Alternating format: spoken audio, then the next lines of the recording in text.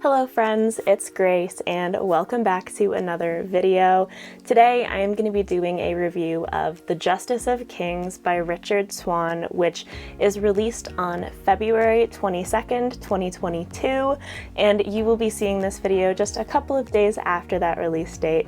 So I am here to hopefully help you decide whether The Justice of Kings is a book that you're interested in or not. I usually start my reviews of new releases just by doing a quick read of the synopsis so that you can have a little snippet to help you decide whether the book sounds interesting to you, but I am going to add timestamps to it, so if you would like to skip the synopsis and go straight into the review, there will be timestamps in the description so you will be able to do that.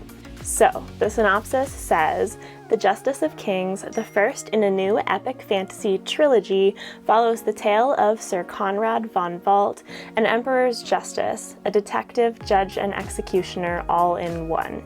As he unravels a web of secrets and lies, von Valt discovers a plot that might destroy his order once and for all and bring down the entire empire.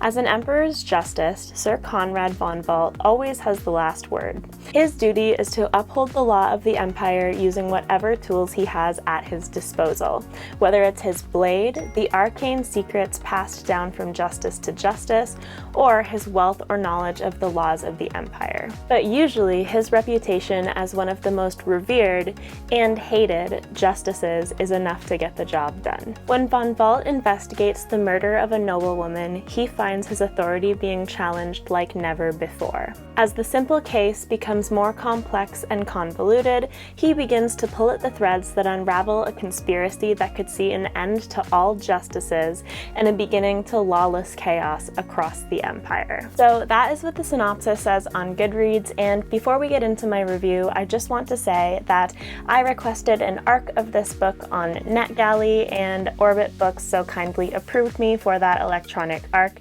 in exchange for an honest review, which I will give you here. So to start with, I really enjoyed The Justice of Kings, and I ended up giving it 4.5 stars.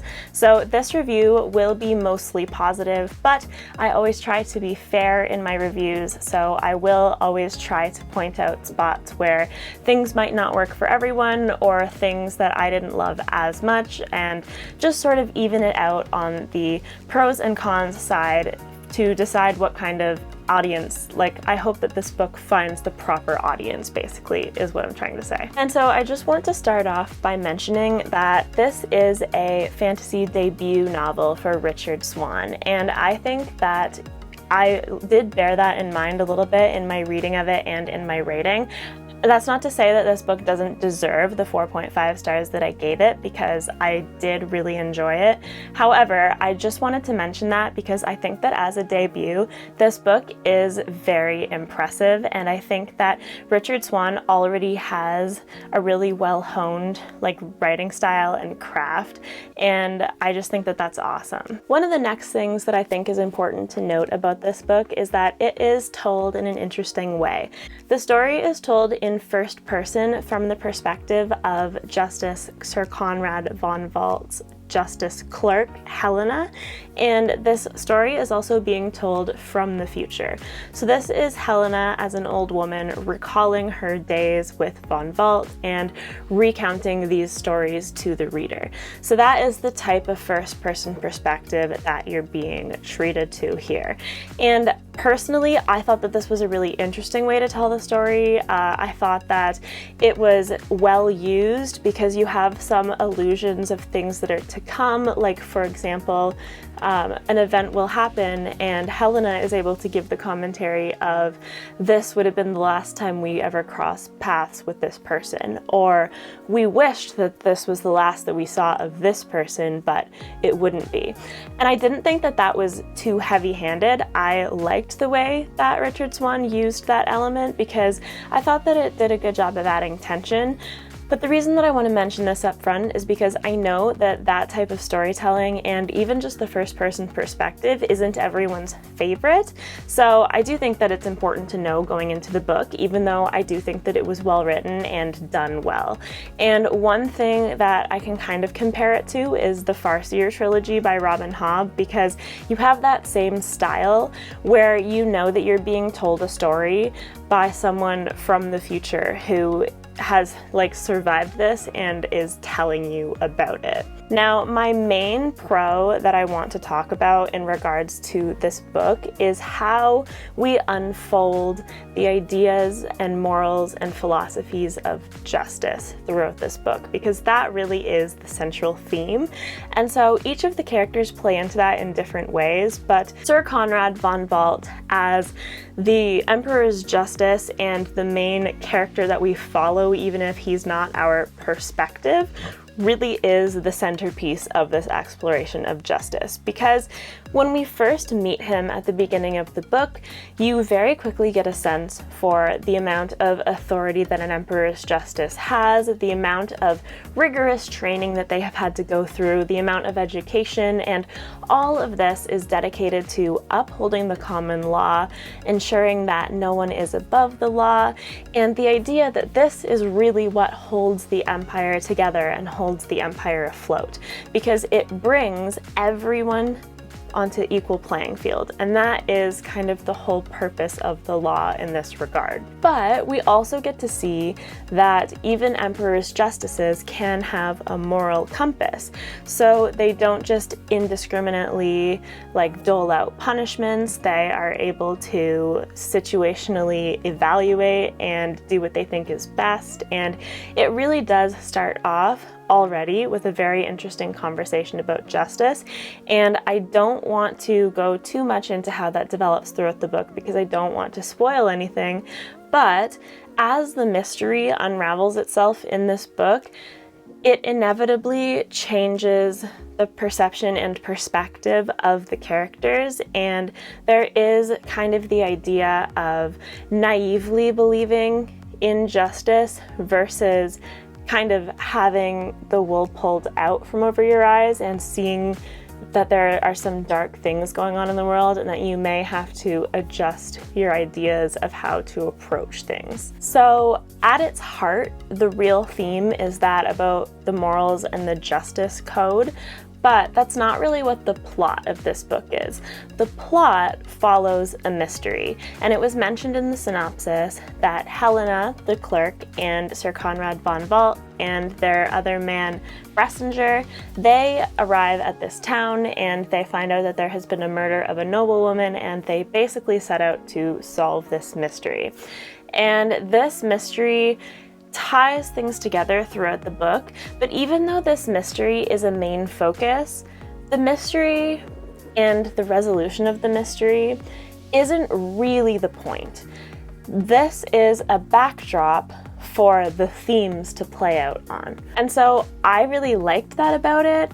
There is also a romance in here that doesn't take up too much time, but I feel serves a similar purpose. It is really about character development and internal conflict, and so that bit of plot is really something that is a conduit for us to watch the characters develop. And I really enjoy that part because I always enjoy character-driven fantasy, and for me and my view of the Justice of Kings, our focus really was the characters, with the plot being important, but it really is the ideas that are the most important. And with this, you have mostly everybody that you meet in this book having a slightly different idea about what justice is and what the law is versus what it should be, and how they view it and how these people work together. And you also see how these more maybe noble viewpoints stack up against characters and forces that just want power. And this is where the book starts to get into a little bit of darker themes. So I've talked about the ideas and I've talked about how they tie in strongly with the characters and the character development, but I want to talk about the characters themselves too, because I enjoyed the characters. So we have Helena Sadanka, who is our main character, who we are hearing the story. I guess I shouldn't say that she's our main character, but she is our perspective. So she certainly is a main character. And so she is the justice's clerk, and while we're with her, she has started to question whether she wants to continue and train to be a justice herself, whether this is what she wants from her life or not. But she has a complicated relationship with the justice, Von Vault, and she also feels some loyalty to him. So we experience her inner conflict throughout this book, and we also experience her ideas of justice and what is right and how she views the world, and a little bit about her life experiences to that point. So I really enjoyed Helena. I wasn't sure about her at first, but I do believe that if you give her a little bit of the book to settle in, I ended up being really invested in Helena and I liked her. And then we have our next main character, who is really the focal point of the book, but we're being told about him, and that is Sir Conrad von Vault, the Emperor's Justice. And he is a force of a man. When we first meet him, he doesn't have any disillusionment about his order. He is an Emperor's Justice, and he knows that the authority of the Empire rests with him, and he can be the law, which we know that humans are fallible, so this was a really interesting thing to me from the start. But he certainly is a principled person, and it is really interesting to watch him go about his duties as a justice and see what they do, because it truly is like detective, investigator, judge, jury, executioner, all wrapped into one. And it begs the question about how much power these people should have and how much power you can really give to one person or one order of people.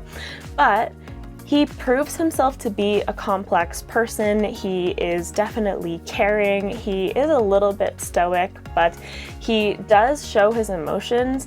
And one important thing that I have yet to mention to this point is he has some very interesting powers, and there is the suggestion of some very interesting magic in this world, which I will get into a little bit more later. But Von Vault is a fascinating character in my opinion, and I am glad that we got to be told about him and see him from an outside perspective, because I think that that makes it more interesting to try and interpret what goes on in his head and what his actions are like, and I really enjoyed that. And then we have a few other characters, most notably, in my opinion, Bressinger, who accompanies Helena and Von Vault and who fought in the wars of this world, like I think maybe 20 years ago with Von Vault, and he is a really good swordsman. He is sort of like a man-at-arms or like a retainer that accompanies them. I don't really know what the right term for it is. And then the other character that we spend a lot of time with is Sir Radomir, which is the sheriff of basically the town watch of the town that they are trying to solve this mystery in. And both of these men are interesting in their own ways. They're both kind of surly, grumpy types, but they have their own depth, and they also have like solid strength of character. Like they have their hearts in the right place, and I really liked both of them, and I thought that both of them were really courageous and really willing to stand up for what they believe is right, and so I really like reading about characters like that. Now, while we're on the topic of characters, we do also have some important antagonists, but I don't want to name them because I think that it's a better experience to go into this novel not really knowing who you trust immediately. I think that that's a better experience, because part of the experience of this book is Von Vault himself learning where the world is headed, and that you can't always implicitly trust the authority of the Empire. So I think that that's a very good thing to experience throughout the book itself. However, I will say that I found the antagonists I found the tension very well done, and I did find them scary, and there are some real stakes in this book, and I always appreciate that. They are not afraid to have real consequences.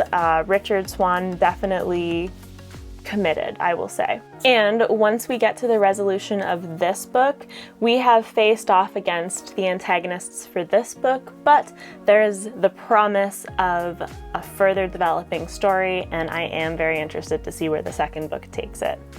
So now that I've talked about characters, I want to talk a little bit about the magic in this book and this series, and honestly, I would call it dark. Like, this is not a fantasy magic system that is kind of filled with like wonder and beauty.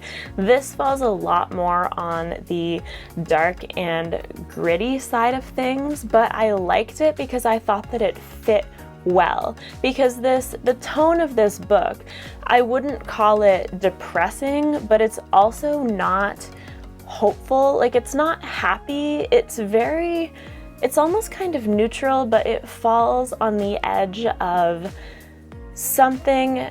This plot is happening just on the knife's edge of falling into chaos and disaster.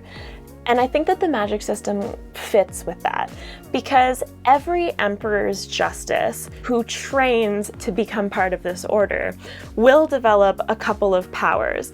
And the most common of them is called the emperor's voice, which is basically the ability for a justice to employ a different quality in their own voice, and when they speak to someone, like if they ask them a question, the person is compelled to respond with the truth.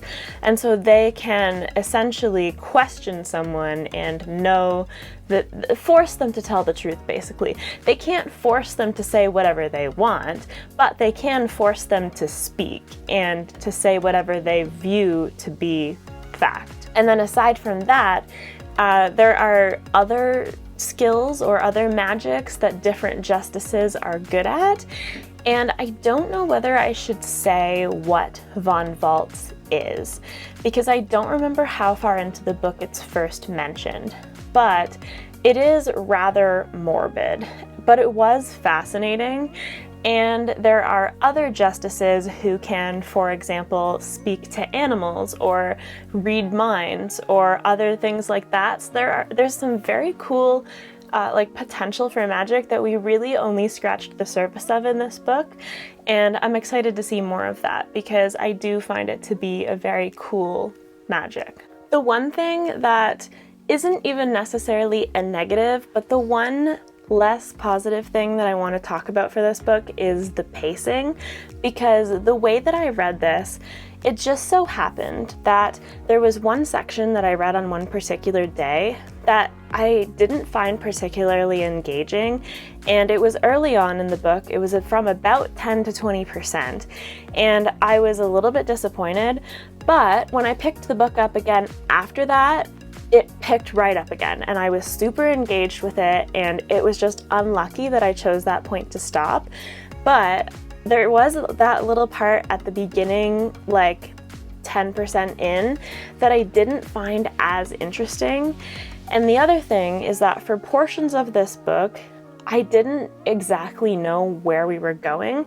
And I kind of think that this was intentional, because the characters didn't really know where we were going either. Like, this wasn't one plot that we were following the entire time. There were some offshoots as our characters are investigators, so they had to go investigate things, which is fine. But there was those kind of the combination of those two was that it got a little bit slow for a bit. And then I also wasn't understanding where we were going with the plot for a little bit. So there was kind of just that one blip in pacing. And some people might not even notice this. If you read a large enough chunk of this book, it will get right back on track, and I think you'll be fine. But I just wanted to mention it. So I think that's all the important points that I wanted to hit for this review. Like I mentioned, it was mostly positive and mostly talking about things that I found interesting, because I did give this book 4.5 stars. I really enjoyed it, and I am excited for the second book because just based on where we left off, like I mentioned earlier, it is a plot that is on the precipice of just falling into chaos, and I cannot wait to see like how things develop when that happens, because there are some really interesting political maneuverings going on that they could have like vast consequences for these characters and for the world. So I think that Richard Swan just did a fantastic job with this debut. I mean, he doesn't need me to tell him this, but he should definitely be proud of it. I have pre-ordered this book, and I'm very excited to get a physical copy of it, and I would definitely recommend this. If you think the things that I talked about here are interesting, especially like philosophical thoughts about law and justice, you should definitely pick this up. So I really hope that you enjoyed this review. Please like if you liked the video, subscribe if you want to see more content from me. I post new videos every Monday and Thursday, and I hope that you have a fantastic rest of your day. Bye!